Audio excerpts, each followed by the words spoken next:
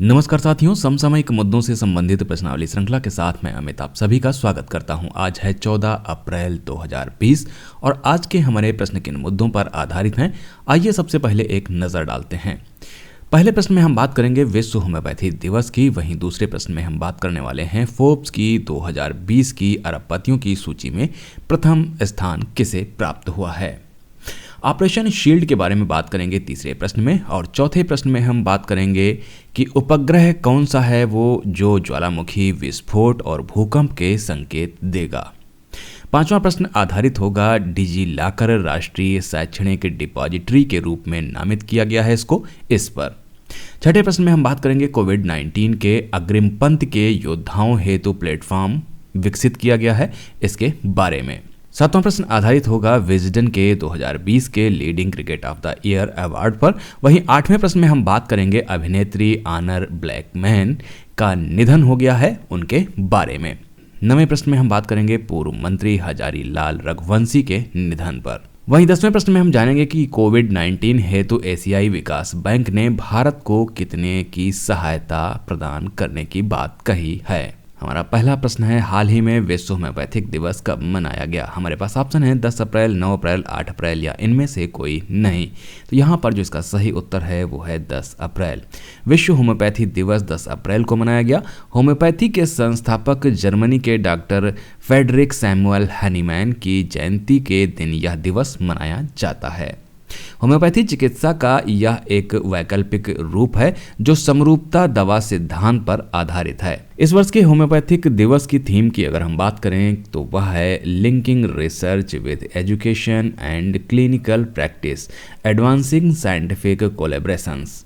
हमारा अगला प्रश्न है, हाल ही में फोर्ब्स की 34वीं वार्षिक सूची में 2020 के अरबपतियों की सूची में किसे प्रथम स्थान प्राप्त हुआ है। हमारे पास ऑप्शन है Bill Gates, Jeff Bezos, Warren Buffett या इनमें से कोई नहीं। तो यहाँ पर जिसका सही उत्तर है वो है जेफ बेजोस। अमेजन के संस्थापक और मुख्य कार्यकारी अधिकारी जेफ बेजोस को फोर्ब्स की 34वीं वार्षिक सूची में 2020 के अरबपतियों की सूची में प्रथम स्थान प्राप्त हुआ है। जेफ बेजोस को लगातार तीसरी बार इस सूची में प्रथम स्थान प्राप्त हुआ है। वे 133 बिलियन डॉलर की संपत्ति के साथ इस सूची में प्रथम स्थान पर हैं। माइक्रोसॉफ्ट के बिल गेट्स की कुल संपत्ति 98 बिलियन डॉलर के साथ दूसरे स्थान पर है, जबकि लग्जरी माल टाइकून एवं लग्जरी मैग्नेट के अध्यक्ष CEO Bernard Arnault 76 billion dollar के साथ तीसरे स्थान पर हैं। हमारे पास अगला प्रश्न है, निम्नलिखित में से किस राज्य या केंद्र सरकार द्वारा ऑपरेशन शील्ड शुरू किया गया है। हमारे पास ऑप्शन है दिल्ली, महाराष्ट्र, केरल या इनमें से कोई नहीं। तो यहाँ पर जिसको शुरू किया गया है वो शुरू किया गया है दिल्ली के द्वारा। दिल्ली सरकार ने कोविड-19 के प्रसार पर अंकुश लगाने के लिए ऑपरेशन शील्ड शुरू किया है। इस ऑपरेशन के तहत कोरोना प्रभावित 21 इलाकों में पूर्ण रूप से पाबंदी लगा दी गई है। इसमें शील्ड का अर्थ है एस फॉर इलाके को सील करने के लिए, यानी कि सीलिंग ऑफ एरिया। एच घर में क्वारंटाइन रहने के लिए, यानी कि होम क्वारंटाइन। आई संपर्क में आए लोगों को आइसोलेट करने से संबंधित है, यानी कि आइसोलेशन ऑफ इन्फेक्टेड पेशेंट्स। ई जरूरी सेवाओं को सुनिश्चित करता है, यानी कि एसेंशियल सर्विसेज इंश्योर्ड। एल स्थानीय सैनिटाइजिंग, यानी कि लोकल सैनिटाइजिंग से संबंधित है। वहीं डी संबंधित है डोर टू डोर सर्वे से। हमारे पास अगला प्रश्न है, निम्नलिखित में से कौन सा उपग्रह ज्वालामुखी विस्फोट और भूकंप के शुरुआती चेतावनी के संकेत देगा।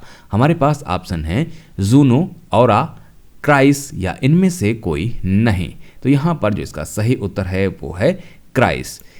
क्राइस उपग्रह ज्वालामुखी विस्फोट और भूकंप के शुरुआती चेतावनी के संकेत देगा। क्राइस यानी कि CubeSat imaging radar for earth sciences को आपदा से निपटने के लिए तैयारी करने में मदद प्रदान करने के लिए बनाया जाएगा।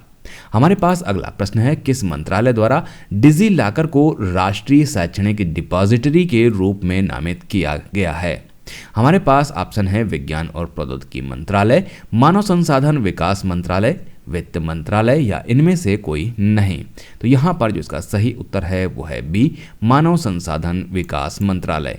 मानव संसाधन विकास मंत्रालय द्वारा डिजी लॉकर को राष्ट्रीय शैक्षणिक डिपॉजिटरी के रूप में नामित किया गया है। यूजीसी को डिजी लॉकर के तहत स्थायी योजना के रूप में एनएडी को लागू करने के लिए निर्देशित किया गया है। डिजी लॉकर क्लाउड आधारित एक प्रमुख सुरक्षित प्लेटफॉर्म है जो उपयोगकर्ता को आधार कार्ड, जन्म प्रमाण पत्र, मतदाता पहचान पत्र, पैन कार्ड, ड्राइविंग लाइसेंस, संपत्ति दस्तावेज जैसे महत्वपूर्ण दस्तावेजों को इलेक्ट्रॉनिक संग्रहण की अनुमति प्रदान करता है। हमारा अगला प्रश्न है, क्रमिक एवं शैक्षिक विभाग ने सभी स्वास्थ्य कर्मियों और कोविड-19 के अग्रिम पंक्ति के योद्धाओं को प्रशिक्षित करने के लिए किसी डिजिटल लर्निंग प्लेटफॉर्म को लॉन्च किया है। हमारे पास ऑप्शन है V got, E got, I got या इनमें से कोई नहीं। तो यहाँ पर जो इसका सही उत्तर है वो है आई गॉट।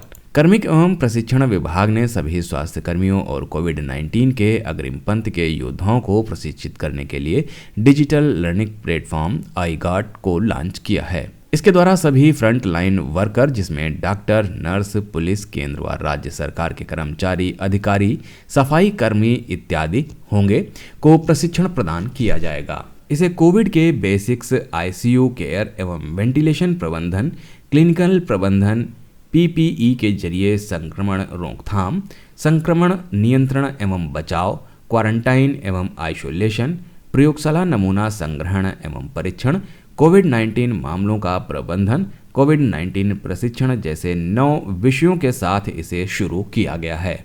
हमारे पास अगला प्रश्न है, हाल ही में विजडन द्वारा किस देश के क्रिकेट को विश्व में 2020 का leading cricket of the year का खिताब दिया गया है। हमारे पास ऑप्शन है ऑस्ट्रेलिया, इंग्लैंड, भारत या इनमें से कोई नहीं। तो यहाँ पर जिसका सही उत्तर है वो है इंग्लैंड। इंग्लैंड के ऑलराउंडर खिलाड़ी बेन स्टोक्स को विजडन द्वारा विश्व में 2020 का leading cricket of the year का खिताब दिया गया है।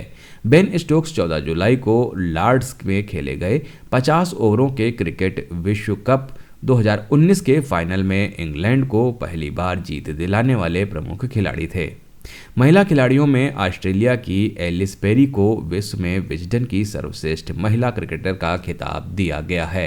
हमारे पास अगला प्रश्न है, हाल ही में अभिनेत्री ऑनर ब्लैकमैन का निधन हो गया। उन्होंने किस मशहूर फिल्म में अभिनय किया था? हमारे पास ऑप्शन है James bond, Spiderman, Harry Potter या इनमें से कोई नहीं।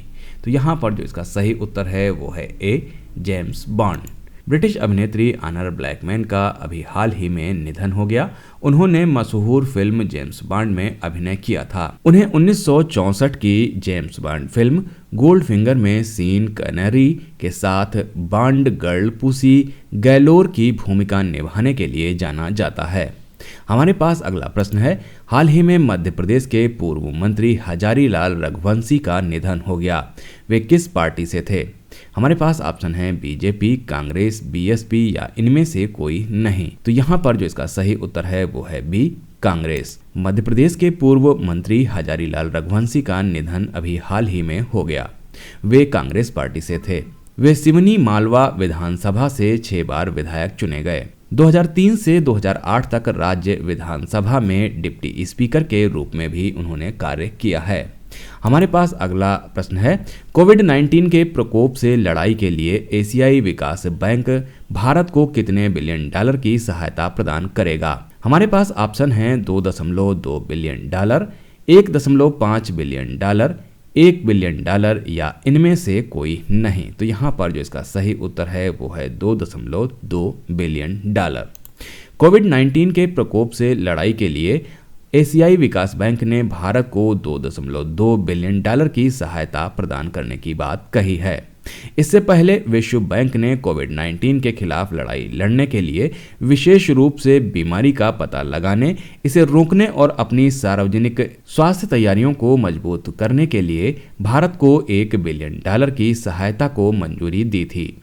एडीबी एक क्षेत्रीय विकास बैंक है जिसका उद्देश्य एशिया में सामाजिक और आर्थिक विकास को बढ़ावा देना है। इसकी स्थापना 1966 में की गई थी। इसका मुख्यालय मनीला, फिलीपींस में स्थित है।